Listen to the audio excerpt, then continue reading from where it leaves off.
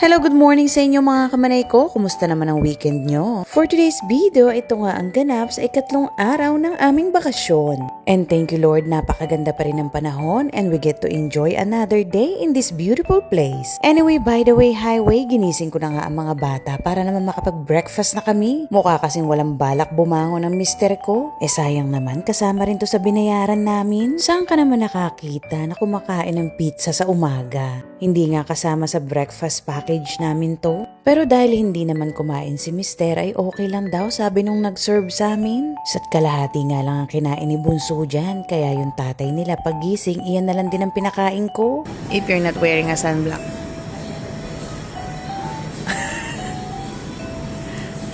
Ba't ba lagi umiikot yung mata mo?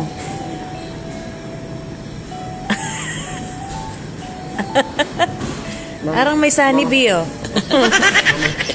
Anyway, pagbalik namin sa room, may gising na pala si mister. Nilalagyan niya ng yelo tong cooler bag na dinala namin. Dahil today ay magi-stay lang kami sa beach. Mabuti na lang may libreng payelo dito sa hotel. Dahil tignan nyo naman, talagang tirik na ang araw. May kaunting lakad lang mula sa hotel papunta sa beach. Kaya kung may mga bit-biting ka ay talaga parusa. Ito nga yung folding chairs na nabili namin sa Dollar General. Like I said, meron naman silang pinaparentahan dito. Pero ito kasi magagamit pa namin sa mga susunod na beach trip namin. Yan nga pala mga pinaparentahan nila. $45 din yan mga kamanay ko. From 8 o'clock ng umaga hanggang alas 5 lang ng hapon. Medyo kinabahan kami dito sa payong na nabili namin. Kasi medyo malakas ang hangin, baka liparin. Then iyan napansin ko meron pala siyang pouch sa bawat sides. Nilagang ko ito ng buhangin to hold it in place. Ayan, kahit gaano pa kalakas ang hangin, sturdy na siya at wala nang kagalaw-galaw.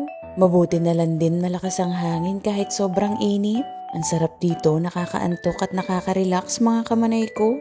Pinapanood lang namin ang mga bata dyan habang nagsuswimming sila. Ay, parang ayaw ko na talagang umuwi sa Texas. Pag talaga ako tumama sa loto, mamimili talaga ako ng beach house ko.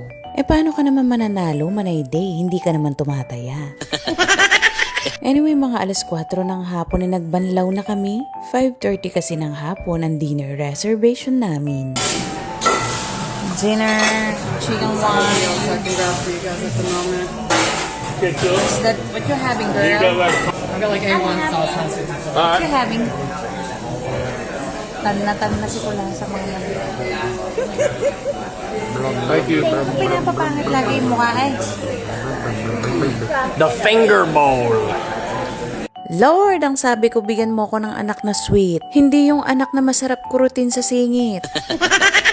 I have the mom. Daddy, I'm gonna share you my creme brulee. Mama, you need to take. Pagkatapos namin maghapunan ay pumunta kami dito sa Gulf Shores para tumingin ng mga souvenirs. Oh, this is actually the entrance of the souvenir city, the shark mouth.